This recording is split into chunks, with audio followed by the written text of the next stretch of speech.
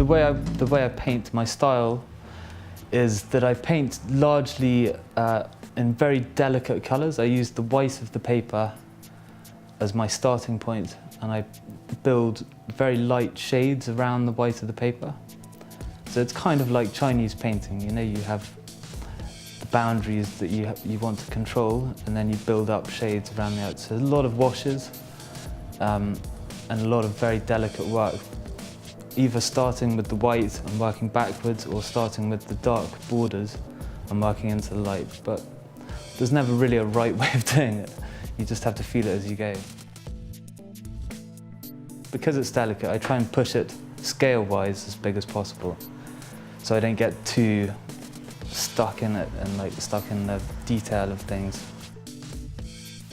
When you're painting very lightly, you don't want to get too obsessed with reproducing something you've just seen. You want to kind of go with it a bit. And often if I mess up a painting, you know, it muddies or something like that, after 3 months it's been that I've thrown a picture away, you know, infuriated. And I start again, and within 3 days I'm straight back into it, and it's much lighter and more delicate and crisp, which is what I'm really after.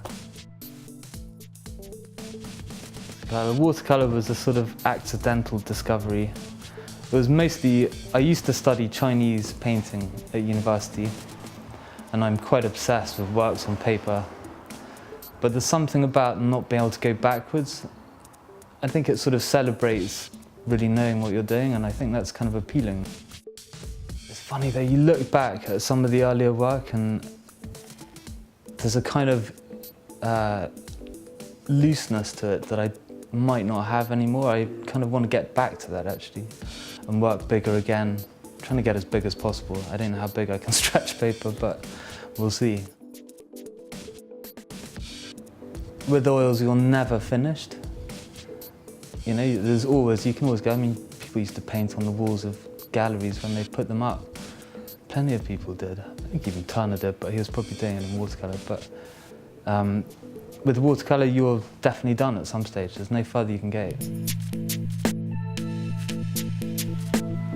The initial idea is to find a suitable subject that is both challenging and can be upscaled and I can get lost in. Each work that I've been doing recently is it's sort of like a puzzle, you know, you know how to paint it,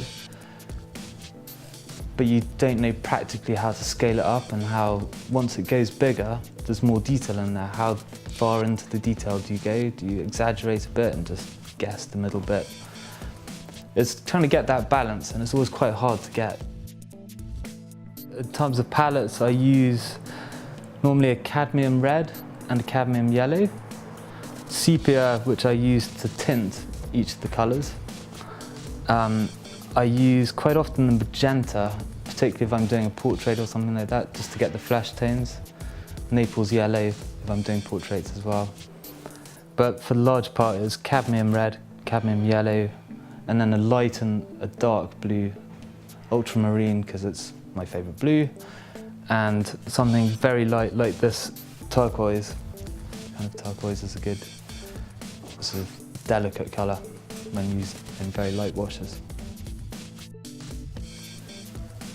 I mean, most often in my palette I mix the red and the ultramarine in really light washes for a lot of my work, just because of a lot of white stuff reflects. I think it must be the water content in a lot of white things. Like those two colours make a very light purple or lavender, or whatever, or pinks. Those two are always present and really quite obvious. I have tried the sticks. I can see though that for someone who works in a much more diffused way, but with bold colours, it would work. So in terms of sketching, I would use the markers. I think the fact that you've got two different size points really helps. The bigger one you can use for slightly broader strokes, especially if you use them on the side, such as. So you can use the side of the brush. You get a much wider line and a more consistent stroke like that. And then the other end, obviously you'd have a much finer line. But I think they're very versatile, awesome if you're out and about. And yeah, I think something everyone should have in their bag with a bit of paper.